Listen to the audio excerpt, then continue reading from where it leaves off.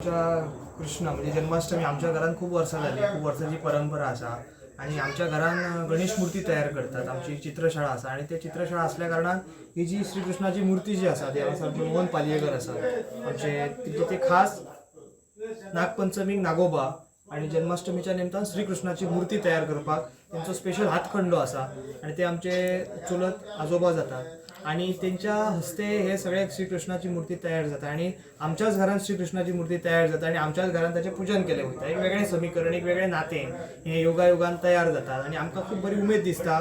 हे आमचे मूळ घर असल्या कारणान आमचे पालयेकर फॅमिलीतले सगळे लोक जे आसा हे वेळान वेळ काढून ह्या जन्माष्टमीच्या निमतान आमच्या घरा कडेन येतात आणि गुण्या गोविंदान जन्माष्टमीचो उत्सव जो आसा हो आमी साजरो करतात. श्रीकृष्णाचे मूर्तीचे पूजन हे सांजचे जाता आणि त्याचे जाले नंतर फराळ जो आसा हो आमी सगळ्या लोकांक आणि आमी वाटप करतात.